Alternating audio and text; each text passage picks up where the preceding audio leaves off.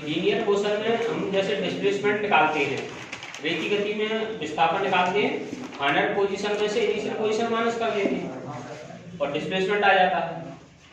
अब इस तरह से हम किसी बॉडी को रोटेटरी मोशन करा रहे हैं, जैसे एक बॉल है, एक बॉल को घुमाया जा रहा है, एक बॉल को घुमाया जा रहा है और वो दोनों ही मोशन कर रही है, यानी रोलिंग मोशन कर रही है। रोलिंग मोशन में दोनों ही मोशन होती है, ट्रांसलेटरी मोशन भी होती है और रोटेटरी मोशन भी होती है, दोनों ही मोशन होती है।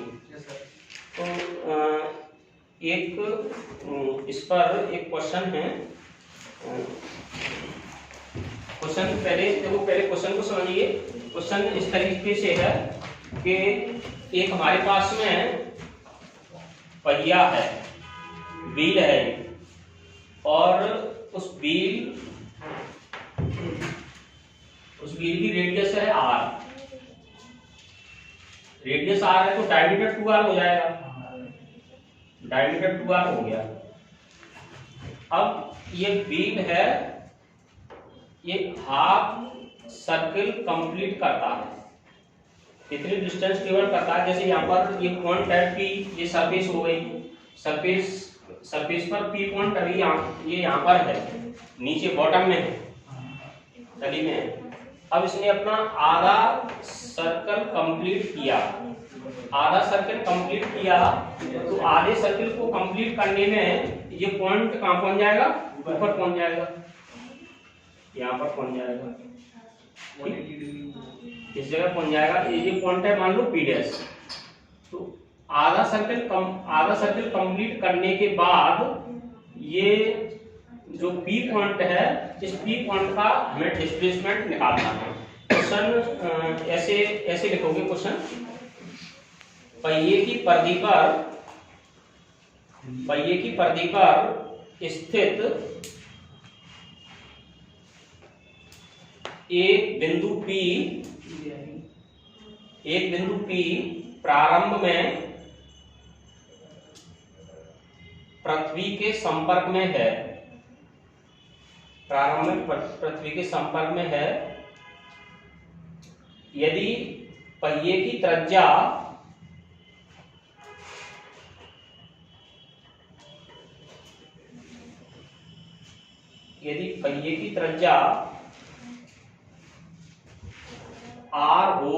r मीटर हो तो पहिए के आगे की ओर आधा चक्कर घूमने पर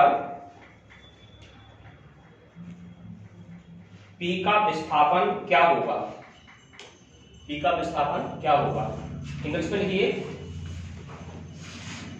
a point P on the circumference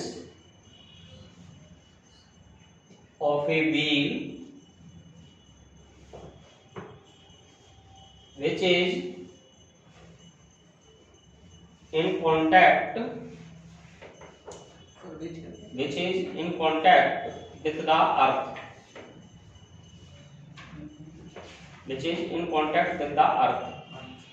if the radius of wheel is r meter,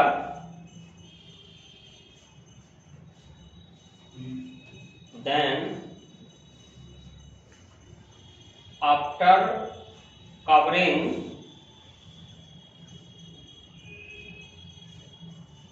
a half cycle,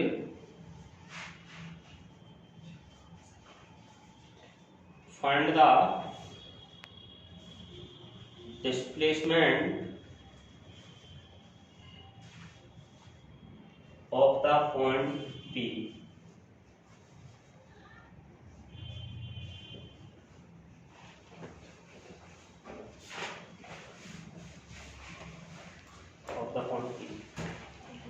तो इसको बताएं, करोगे तुम? कैसे ऑप्शन दे दो पहले सर, ऑप्शन पहले दे। हाँ तो हम बता ही देते हैं तुमको। देखो इसमें जो डिस्प्लेसमेंट है, डिस्प्लेसमेंट को डिफाइन करते हैं minimum distance between final position and initial position. Minimum distance between final position and initial position कितनी हो जाएगी? P को हम P डैश से जॉइन कर देंगे, P को P डैश से जॉइन कर देंगे तो ये PP डैश है ये हमको निकालना है, PP डैश फाइंड आउट करना है। और इस पॉइंट का नाम कुछ भी दे दो, A नाम दे दो। अब जब ये आधा सर्कल, ये इसकी डायमीटर इसका कितना है? 2r। जब ये हाफ सर्कल कंप्लीट करेगा तो हाफ सर्कल कंप्लीट करने में डिस्टेंस कितनी ट्रेवल करेगा? पाई r। क्यों? क्योंकि सर्कल जब पूरी डिस्टेंस ट्रेवल करता है तो कितनी डिस्टेंस होती है? पाई r। 2 पाई। अब हमको बेस मालूम है, परपेंडिकुलर मालूम है, हाइपोटेन्यूज मालूम करना है। PP डैश मालूम करेंगे, PP डैश बराबर रूट में ये हो जाएगा PA square plus AP dash square, PA square pi r square plus 2r का स्क्वायर। इसमें से r कॉमन आ जाएगा और पाई स्क्वायर प्लस 4।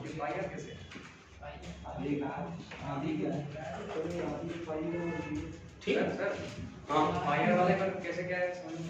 ये पायर, हाँ देखो सर्कल जैसे ये आधा चक्कर पूरा कर रहा है तो टोटल सरकमफेरेंस कितनी होती है? 2 पाई r। उसका आधा कर दोगे तो कितना हो जाएगा? सरकमफेरेंस। हाँ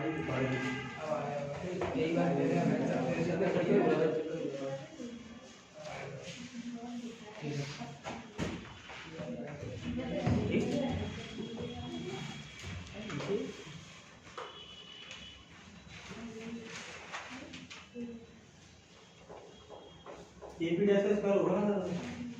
हाँ AP डैश स्क्वायर होगा।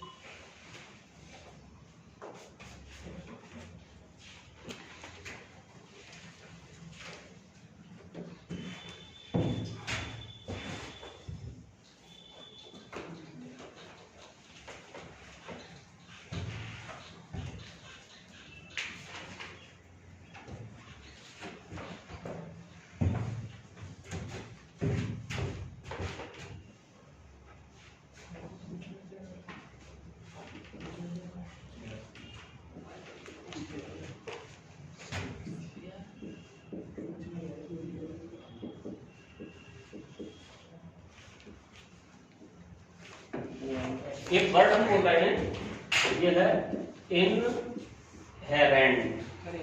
इनहेरेंट वर्ड का मीनिंग क्या होगा? इनहेरेंट वर्ड का मीनिंग होता है जैसे किसी बॉडी की इंटरनल प्रॉपर्टी, अंदर की प्रॉपर्टी, उसको इनहेरेंट प्रॉपर्टी कहती है। तो मोमेंट ऑफ इनर्शिया किसी बॉडी की इनहेरेंट प्रॉपर्टी होती है। इनहेरेंट प्रॉपर्टी, अब जैसे हम बॉडी फिजिकल क्वांटिटी को हम डिवाइड करते हैं 2 क्लास में, जैसे स्केलर क्वांटिटी और वेक्टर क्वांटिटी। तो जो मोमेंट ऑफ इनर्शिया ये कौन सी क्वांटिटी में आता है?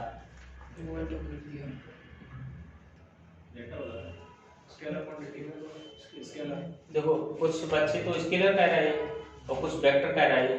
दरअसल ना ये स्केलर होता है ना ये वेक्टर होता है, ये एक टेंसर क्वांटिटी होती है।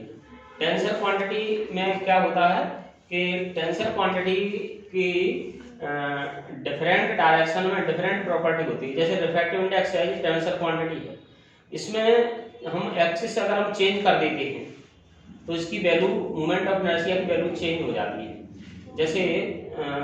जैसे अभी हम किसी स्फीयर का मोमेंट ऑफ इनर्शिया उसके डायमीटर के अक्रॉस निकाल रहे हैं, तो डायमीटर के अक्रॉस मोमेंट ऑफ इनर्शिया हम निकालेंगे और उसकी टेंजेंट लाइन के अक्रॉस निकाल रहे हैं, तो दोनों ही मोमेंट ऑफ इनर्शिया डिफरेंट आएंगे।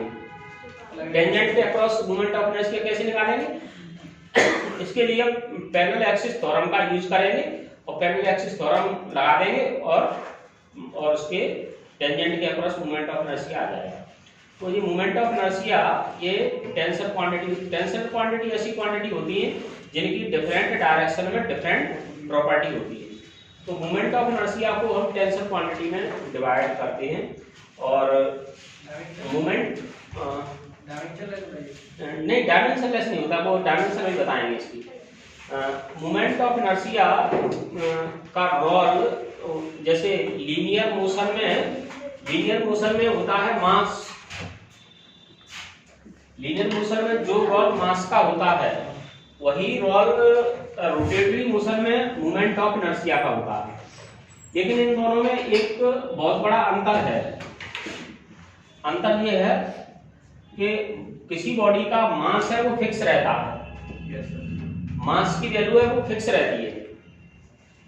जैसे मास एक बार ये क्वेश्चन आया था कि एक बॉडी है उसका मास m है, उसको मून पर ले गए तो उसका मास कितना होगा, तो उसमें एक ऑप्शन ये भी था m/6, लेकिन m ही रहेगा मास, चाहे हम मून पे ले जाएं चाहे जुपिटर पर ले जाएं कहीं पर भी ले जाएं, मास ऑलवेज सेम।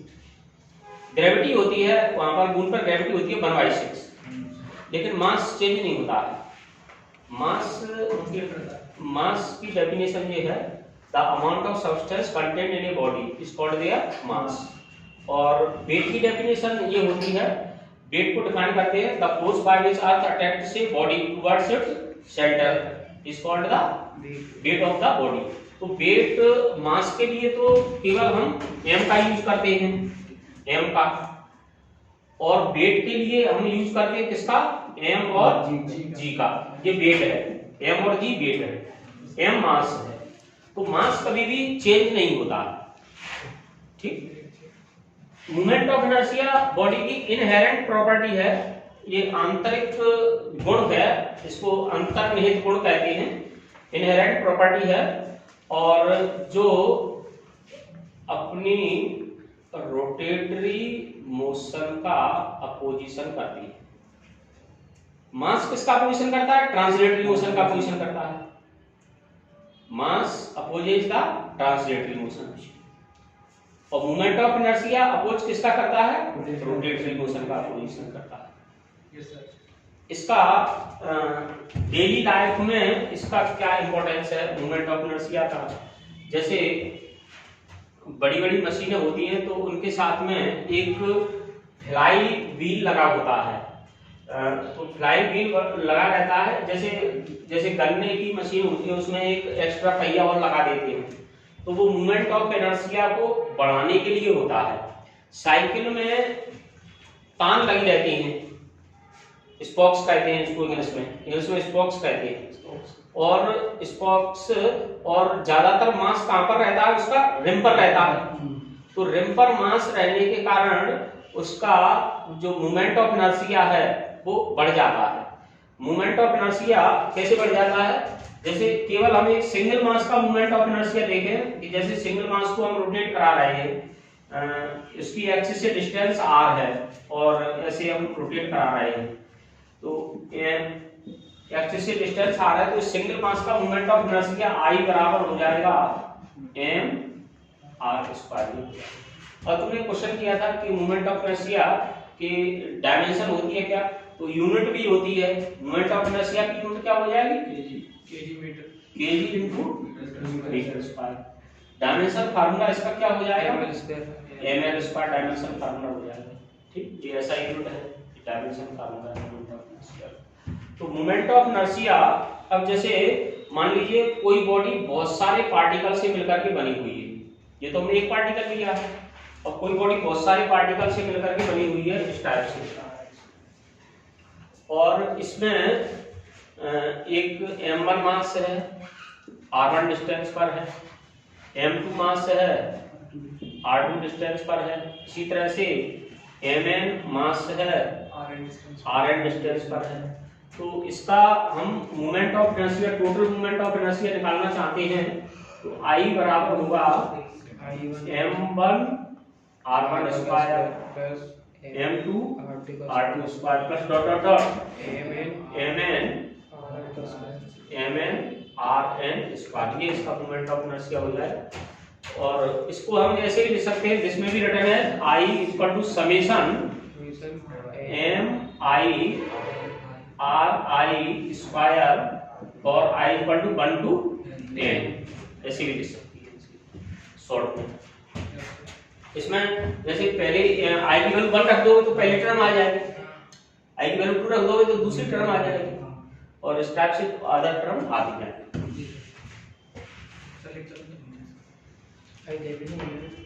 नोट कर लिया नहीं किया तो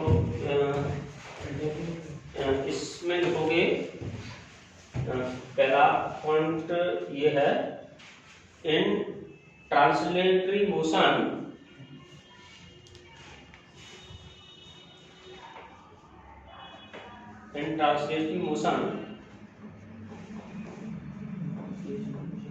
mass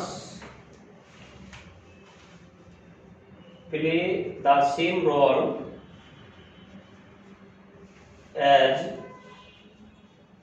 moment of inertia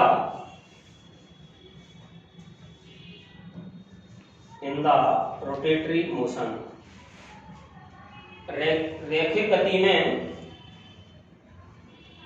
रैखिक गति में जो भूमिका द्रव्यमान की होती है, रैखिक गति में जो भूमिका द्रव्यमान की होती है, घूर्णी गति में वही भूमिका जड़त्व आघूर्ण की होती है। घूर्णी गति में वही भूमिका जड़त्व आघूर्ण की होती है। सेकंड पॉइंट है, जड़त्व आघूर्ण किसी वस्तु का वह अंतर्निहित गुण है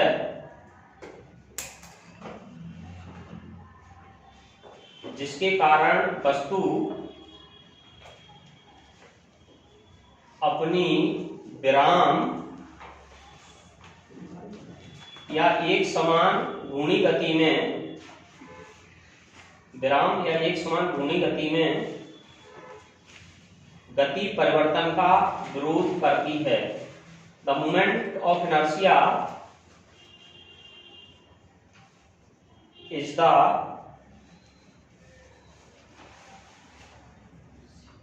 inherent property of a body which opposes inherent property of a body which opposes the state of rest or rotational motion of the body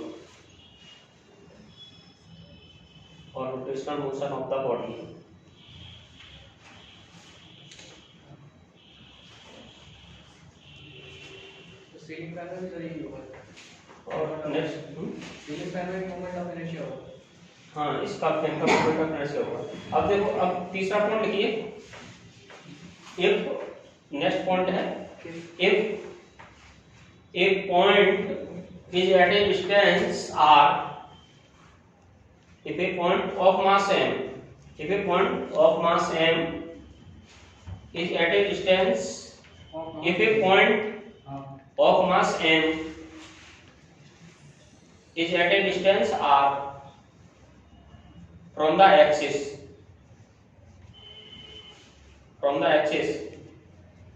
then its moment of inertia I equal to mr square। यदि m द्रव्यमान की अक्ष से दूरी r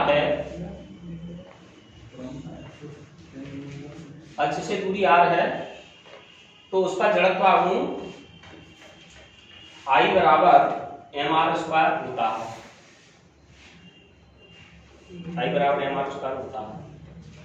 next point देखिए, if a body is formed by several masses, यदि एक वस्तु कई द्रव्यमान से मिलकर के बनी है,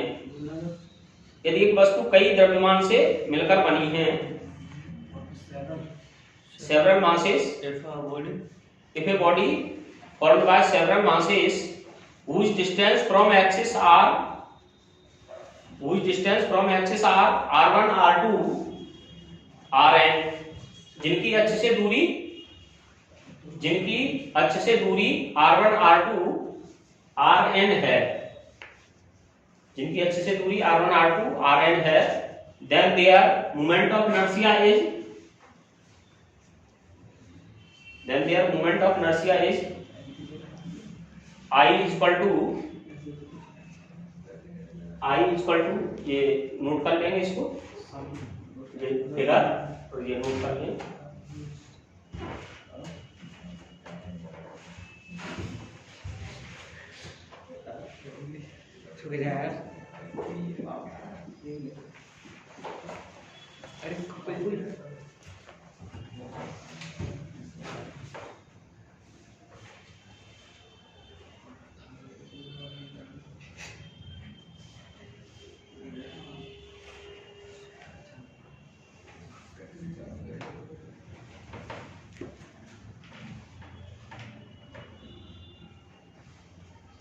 M1 R1 का सर समेशन का M1 R1 square M1 MI अरे आपके भी है ना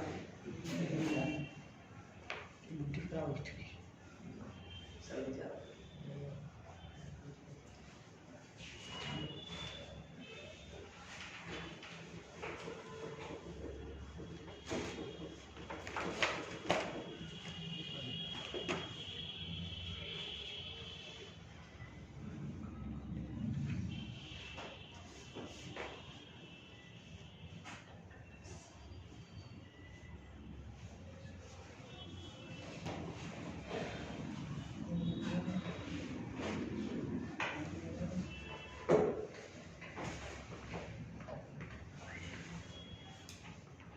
सेकेंडरी टेंसर क्वांटिटी है ना।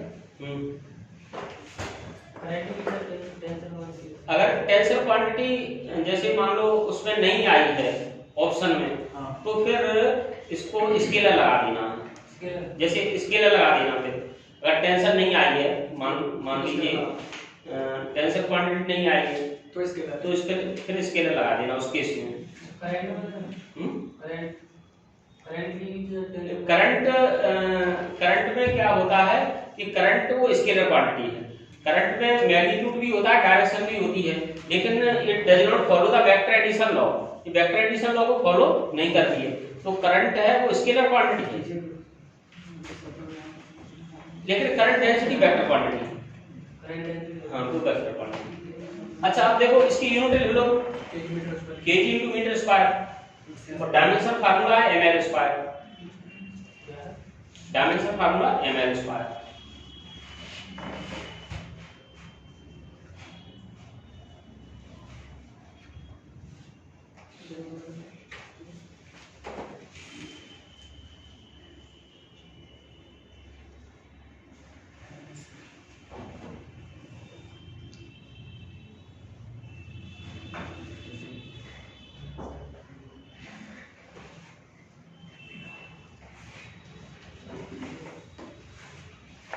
अब लिखेंगे, एक हेडिंग डालेंगे, dependence of moment of inertia, जड़त्व आघूर्ण की निर्भरता। Dependence of moment of inertia, dependence of moment of inertia. जड़त्व आघूर्ण की निर्भरता। Number 1, mass of the body, mass of the body, वस्तु के द्रव्यमान पर।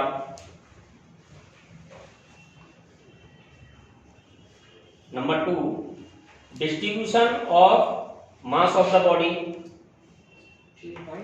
हाँ, दूसरा पॉइंट है distribution of mass of the body, वस्तु के द्रव्यमान के वितरण पर, वस्तु के द्रव्यमान के वितरण पर।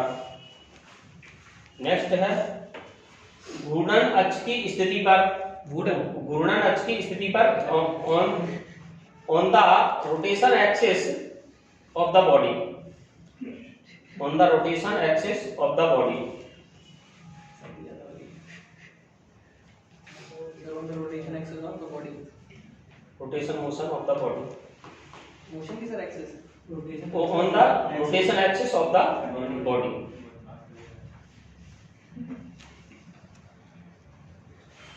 अब जैसे अभी काइनेटिक एनर्जी का फॉर्मूला ये होता है, ट्रांसलेटरी मोशन में काइनेटिक एनर्जी का फॉर्मूला होता है 1/2 mv²।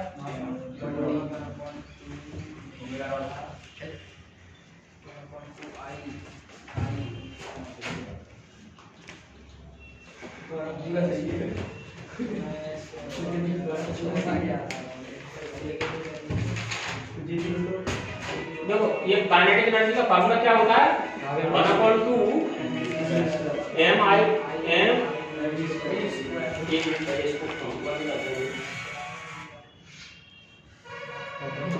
देखो ये काइनेटिक एनर्जी का फार्मूला ट्रांसलेटरी मोशन में होता है 1/2 mv² होता है, ठीक है, ये ट्रांसलेटरी मोशन में होता है। और रोटेटरी मोशन में rotational motion, rotational kinetic energy RKE, rotational kinetic energy this is equal to 1/2 I ω²।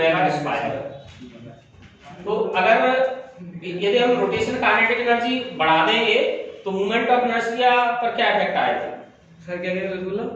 Rotational kinetic energy मान लो बढ़ा दें तो मूवमेंट ऑफ इनर्शिया पर क्या इफेक्ट आएगा? सर तो बढ़ेगा ना, नहीं सॉरी यहाँ ये बढ़ेगा ही, कम होगा सर।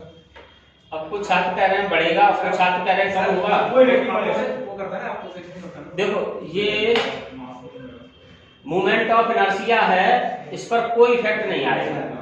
मूवमेंट ऑफ इनर्शिया किस पर डिपेंड करता है? मास ऑफ द बॉडी पर। दूसरा distribution of mass of the body और एक्सिस ऑफ रोटेशन, इन पर डिपेंड करता है। अब ये न तो एंगुलर वेलोसिटी पे डिपेंड करेगा, न एंगुलर एक्सेलरेशन पर डिपेंड करेगा, न टॉर्क पर डिपेंड करेगा, न एंगुलर मोमेंटम पर डिपेंड करेगा, न एंगुलर एक्सेलरेशन पर डिपेंड करेगा, और न ही रोटेशनल काइनेटिक एनर्जी पर डिपेंड करेगा। इनमें से किसी पर डिपेंड नहीं करेगा। तो ये नेक्स्ट पॉइंट ये है, movement of inertia does not depend, movement of inertia does not depend on angular velocity. Moment of inertia does not depend on angular velocity, angular acceleration,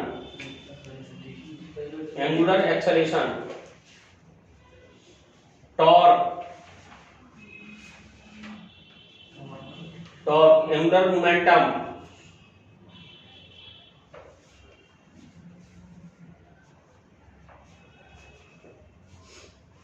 rotational kinetic energy, rotational kinetic energy Hindi में लिखिए, हिंदी में लिखो जड़त्व आघूर्ण, जड़त्व आघूर्ण, कोणीय वेग, कोणीय त्वरण, कोणीय वेग, कोणीय त्वरण, बल आघूर्ण, कोणीय संवेग तथा घूर्णन गतिज ऊर्जा पर निर्भर नहीं करता है।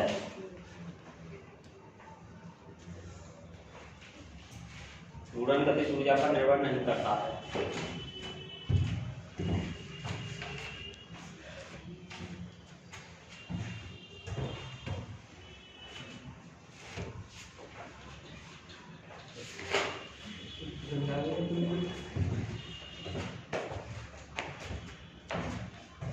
जब एक हमारे पास में ये सॉलिड स्फीयर है, ठीक, सॉलिड स्फीयर है और इसका मास है m मास है और रेडियस है r, ठीक। इसको हमने इस एक्सिस के अक्रॉस रोटेट कराया है। दूसरा हमारे पास में हॉलो स्फीयर है,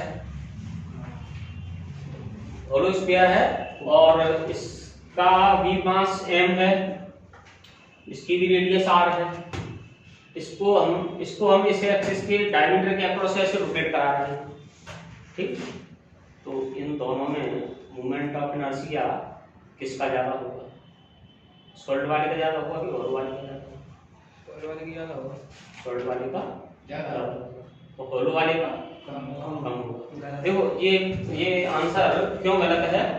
क्योंकि इसका जो मास है वो ज्यादातर मास एक्सिस से दूर है। हॉलो वाले का ज्यादातर मास है वो एक्सिस से कैसा है? दूर है। तो मोमेंट ऑफ इनर्शिया I बराबर क्या होता है?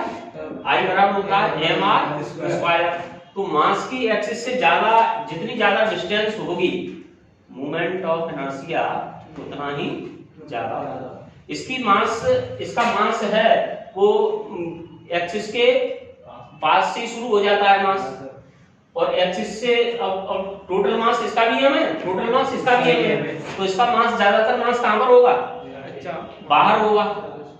ज्यादातर मास बाहर होगा तो मोमेंट ऑफ इनर्शिया इसका ज्यादा होगा और इसका कम होगा। तो इसको ऐसे लिखोगे, समान द्रव्यमान, नोट करिए पहले, समान द्रव्यमान आकृति व त्रिज्या के लिए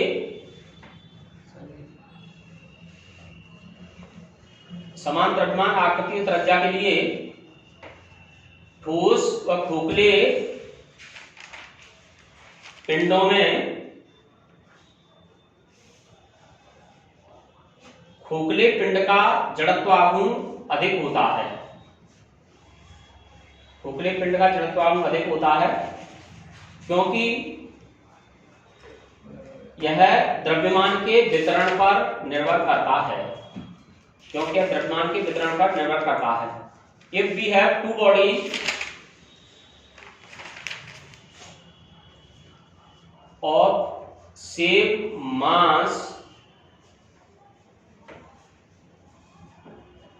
shape and radius, then the moment of inertia of solid body is less than the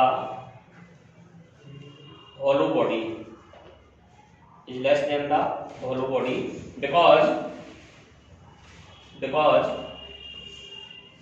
moment of inertia depends on distribution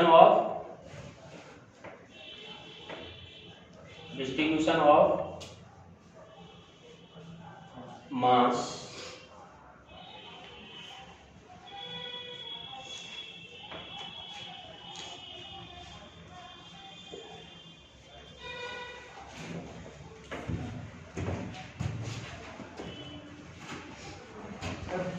हाँ बोल, समझ में नहीं आया। इसका ज्यादातर मास एक्सिस से दूर है होलो का, और इसका ज्यादातर जो मास है वो एक्सिस के पास में है। सर ये तो समझ में आ गया सर, ये इसका पास में मास है क्योंकि सॉलिड बॉडी है। तो मास और डिस्टेंस का स्क्वायर मोमेंट ऑफ इनर्शिया क्या होता है? I = उसमें सिग्मा होता है, sigma m1 r1 square, m2 r2 square, m3 r3 square. ऐसे निकालोगे तो इसका कैसा निकलेगा? कम निकलेगा, और इसका कैसा होगा? ज्यादा। इसका एक्सिस से मास ज्यादा होगा। मास तो यहाँ से शुरू हो गया इसका, लेकिन ज्यादातर मास कहाँ पर है? एक्सिस से दूर है। अभी नहीं आया ठीक।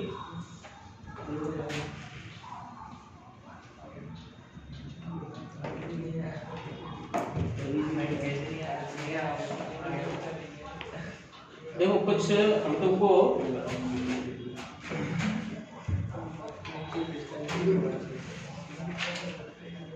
कुछ 5-6 फार्मूला लिखवाएंगे। तो फार्मूला ज़्यादातर वही फार्मूला आते हैं एग्जाम में। वैसे तो इसके बहुत सारे फार्मूला हैं, फार्मूलों की इसकी कोई कमी नहीं है, 40-50 फार्मूला इसके बन जाते हैं, लेकिन तुमको 8 फार्मूला हम लिखवाएंगे। ठीक, मेन 8 फार्मूला हैं, वो मेन लिखवा रहे हैं। ज़्यादा तुम एक में ही घुसे रहो तो उसमें रिसर्च तो नहीं कर रहे हैं, अपनी PhD तो नहीं हो रही उसमें। तो सबसे पहले है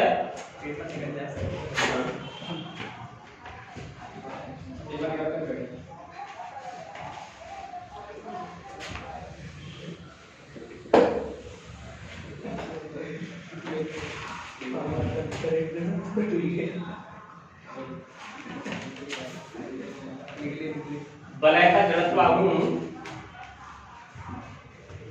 तल के लंबवत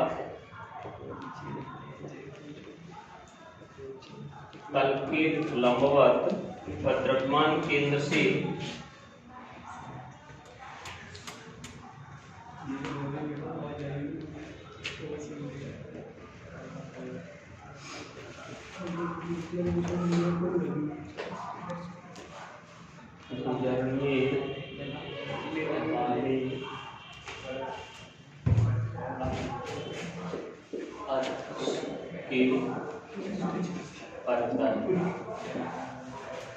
देखो ये वलय हो सकता है तुम्हारे हाथ में, किसी के हाथ में वो हो चूड़ा नहीं, किसी के भी हाथ में ये ऐसा बहुत कम होता है।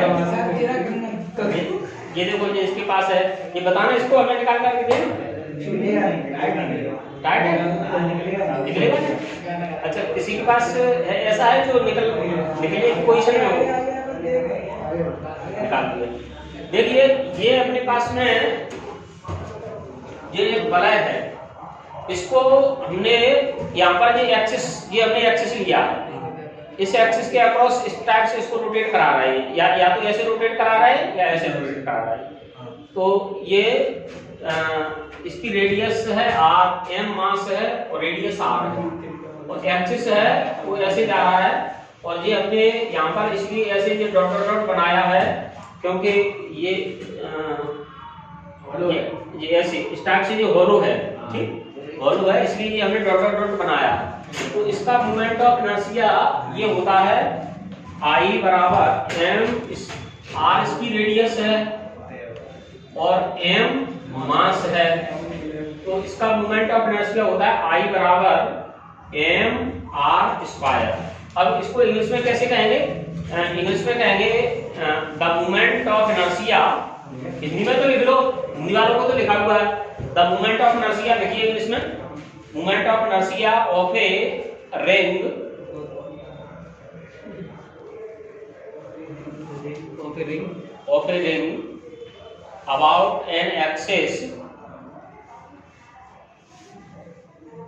about an axis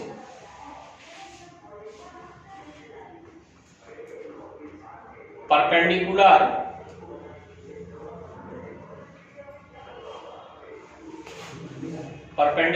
to its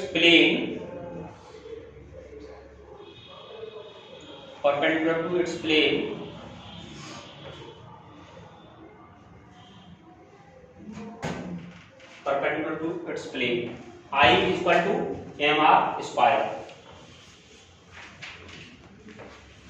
I is equal to mr square। अब देखिए, अब हम इसको ऐसे घुमा रहे हैं, इसके डायमीटर के अक्रॉस घुमा रहे हैं। अभी तो हम ऐसे घुमा रहे थे, ऐसे इस टाइप से ऐसे घुमा रहे थे। अब हम डायमीटर के अक्रॉस ऐसे घुमा रहे हैं, डायमीटर के अक्रॉस घुमा रहे हैं। तो डायमीटर के अक्रॉस घुमा रहे हैं इस टाइप से। m मास है, r रेडियस है, तो I equal to 1/2 m r square. अब यहाँ पर तुम ये बता सकते हो कि यहाँ पर 1/2 ये क्वांटिटी तो बड़ी है और ये क्वांटिटी छोटी है, तो ये वाली क्वांटिटी छोटी क्यों है? रेडियस हाफ होती है डायमीटर की। नहीं, डायमीटर के रेस्पेक्ट में होने पर ये क्वांटिटी छोटी क्यों आई? हाफ हाफ ये भी बात है सर। ये क्या पूरा रोटेट कर रहा था ना? देखो, इसमें एक्सिस कहाँ पर है? यहाँ पर सेंटर में एक्सिस है, ये एक्सिस ये है, तो पूरा का पूरा मास है वो एक्सिस से r डिस्टेंस पर है। और यहाँ पर जो मास है, इस जो एक्सिस है ये, तो मास यहाँ से शुरू हो जाता है, यहाँ से इसका मास एक्सिस से यहाँ एक्सिस के पास में है मास, और ये मास फिर धीरे धीरे दूर गया। कुछ ही मास ऐसा है जो r डिस्टेंस पर है, ठीक, कुछ मास r डिस्टेंस पर है, लेकिन इसका पूरा मास कहाँ पर है? सेंटर पे। पूरा मास r डिस्टेंस पर है, तो इसलिए इसका मोमेंट ऑफ इनर्शिया इसके कंपैरिजन में आगा 1/2 mr²। ठीक,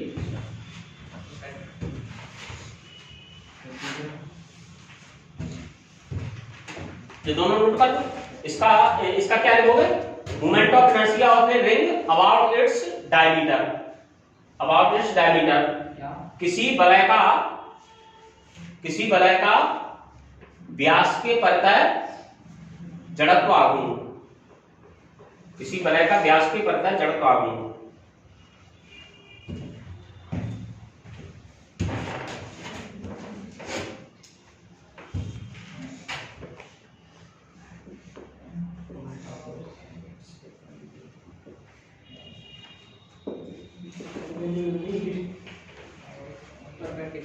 देखो, ये नोट कर लिया।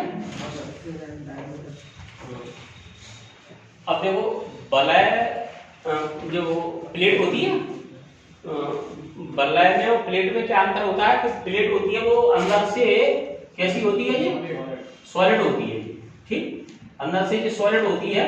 तो इसका मोमेंट ऑफ इनर्शिया है, इसको डिस्क कहते हैं, चकती कहते हैं। वो डिस्कस थ्रो होता है, डिस्कस थ्रो क्या होता है? वो डिस्क को फेंकते हैं। तो डिस्क का मोमेंट ऑफ इनर्शिया ये अबाउट इस एक्सिस के अक्रॉस ये होता है कितना? 1/2 mr², और डायमीटर के अक्रॉस होता है इसका 1/4 mr²। क्योंकि डिस्क है अंदर से कैसी है? सॉलिड है, तो यार इसका मास है वो यहीं से शुरू हो जाता है, ठीक, सेंटर से ही मास शुरू हो जाता है, और इसका मास है वो कहां पर है? डायमीटर के अक्रॉस। ये डिस्क है, ये सॉलिड है ऐसी, तो ये इसकी एक्सिस है, ठीक। तो एक्सिस से इसका मास, कुछ मास, ये ज्यादातर मास है वो, ज्यादातर इसका मास कहां पर है? दूर है, तो ठीक है। और इसका तो पास में ज्यादातर मास, और इसका मास दूर है। तो इसमें लिखोगे, डिस्क का लिखिए चकती का, हिंदी में लिख लो, चकती का जड़त्व आघूर्ण तल के लंबवत और द्रव्यमान से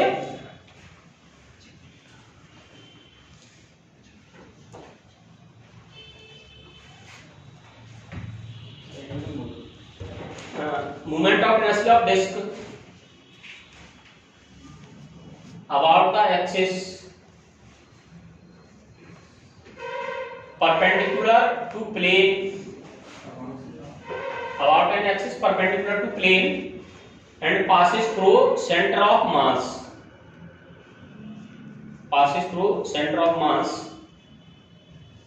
तो ये कितना होगा? 1/2 mr², 1/2 mr²।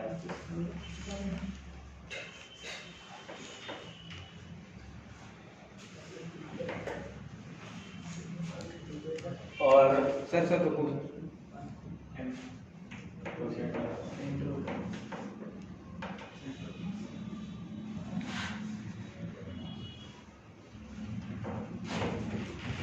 यहाँ पर हिंदी में लिख लोगे शक्ति का व्यास के परत है, शक्ति का अरे पास से सेंटर ऑफ मास व्यास क्या के परत है। तुम टीम में वो ठीक है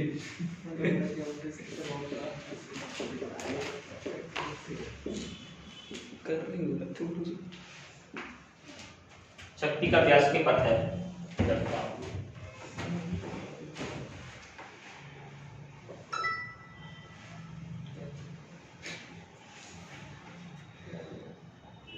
पूछना पड़ेगा इंग्लिश में मूवमेंट ऑफ नेशनल of disc about its diameter.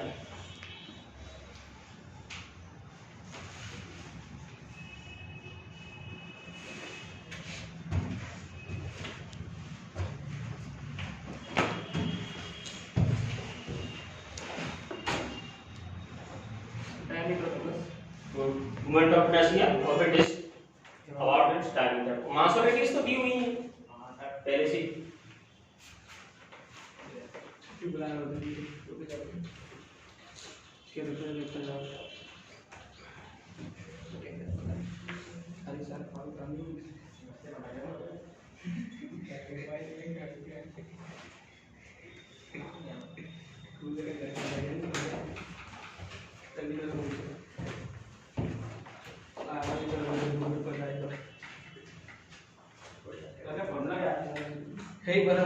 एक बार उसके उसका नहीं पाएगा बराबर को रे हमारे इसका सूर्य है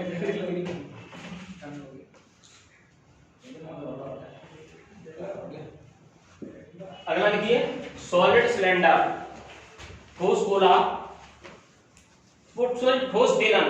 सॉलिड सिलेंडर ठोस बेलन cylinder solid cylinder about its axis I is equal to 1/2 mr square।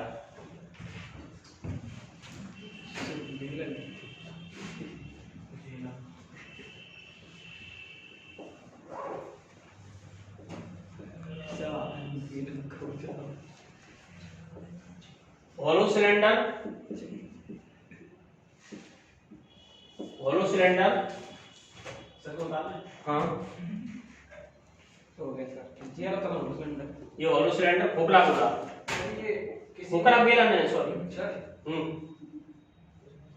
समय अबाउट इट्स एक्सिस नहीं सर ये पूछ रहा हूँ ये समय कैपिटल एम ही है ना सर हाँ कि इसमें भी कोई नहीं कैपिटल एम ही है अबाउट इस axis about its axis hollow cylinder about its axis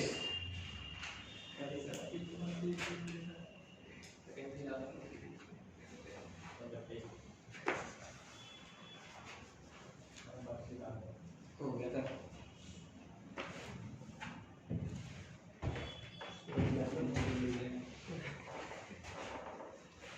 खोखला बेलन अक्ष के परत है ठीक है और खोखला और ठोस बेलन अक्ष के परत है।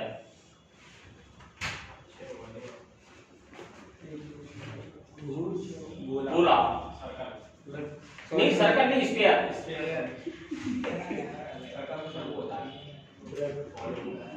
चक्र होता है चक्र ठोस गोला व्यास के परत है अबाउट इट्स डायमीटर व्यास की परत है ये है 2/5 mr स्क्वायर व्यास की परत है। ठोस गोला व्यास की परत है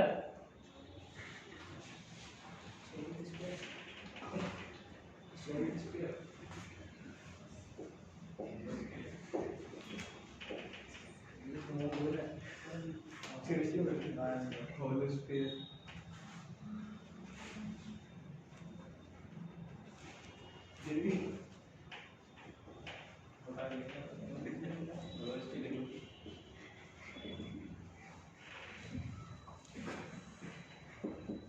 चक्र बोलते ये भी डायमीटर है ये हाँ ये भी डायमीटर के अक्रॉस है व्यास के परत है खोखला गोला व्यास के परत है सर दोनों डायमीटर है। हाँ एक सॉलिड है। ठीक से को मैं बता दी ये वो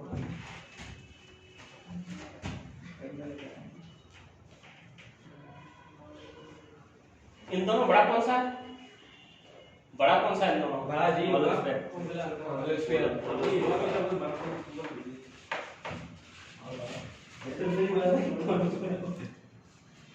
ठीक, नोट कर लिए? Yes sir.